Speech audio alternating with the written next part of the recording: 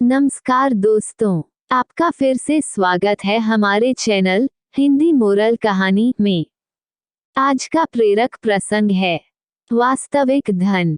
मृत्यु के समय टॉम स्मिथ ने अपने बच्चों को बुलाया और अपने पदचिह्नों पर चलने की सलाह दी ताकि उनको अपने हर कार्य में मानसिक शांति मिले। उसकी बेटी सारा ने कहा, डैडी, ये दुर्भाग्यपूर्ण है कि आप अपने बैंक में एक पैसा भी छोड़े बिना मर रहे हैं। दूसरे पिता, जिनको आप भ्रष्ट और सार्वजनिक धन के चोर बताते हैं, अपने बच्चों के लिए घर और संपत्ति छोड़कर गए हैं। ये घर भी जिसमें हम रहते हैं किराए का है। सॉरी डैडी, मैं आपका अनुसरण नहीं कर सकती। आप जाइए, हमें अपना मार्ग स्वयं बनाने दीजिए। कुछ क्षण बाद उनके पिता ने अपने प्राण त्याग दिए। 3 साल बाद सारा एक बहुराष्ट्रीय कंपनी में इंटरव्यू देने गई तो चेयरमैन ने पूछा, तुम कौन सी स्मिथ हो? मैं सारा स्मिथ हूँ। मेरे पिता टॉम स्मिथ अब नहीं रहे। चेयरमैन ने उसकी बात काट दी। हे भगवान, तुम टॉम स्मिथ की पुत्री हो।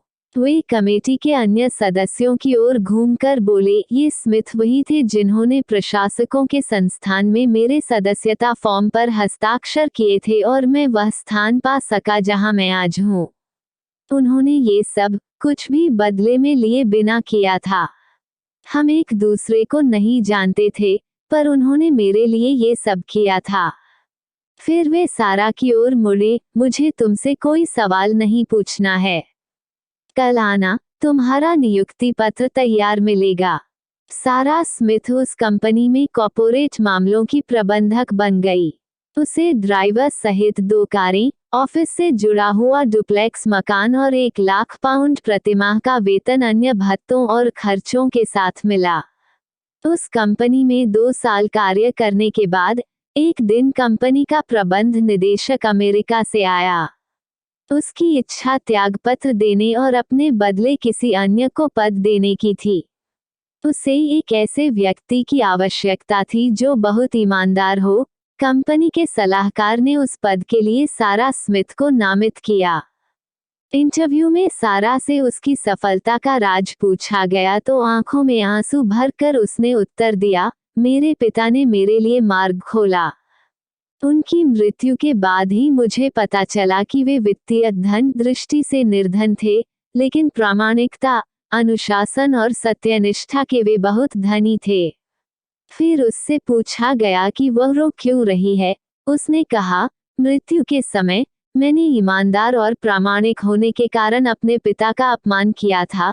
मुझे आशा है कि अब वे जहां भी है, मुझे क्षमा कर देंगे। मैंने ये सब प्राप्त करने के लिए कुछ नहीं किया, उन्होंने ही मेरे लिए ये सब किया था। क्या तुम अपने पिता के पदचिह्नों पर चलोगी जैसा कि उन्होंने कहा था? उसका सीधा उत्तर था, मैं अब अपने पिता की पूजा करती हूँ। उनका बड़ा सा चित्र मेरे रहने के कमरे लगा है। शिक्षा सच ही है, नाम कमाना सरल नहीं होता क्योंकि इसका पुरस्कार जल्दी नहीं मिलता, पर देर सवेर मिलता ही है।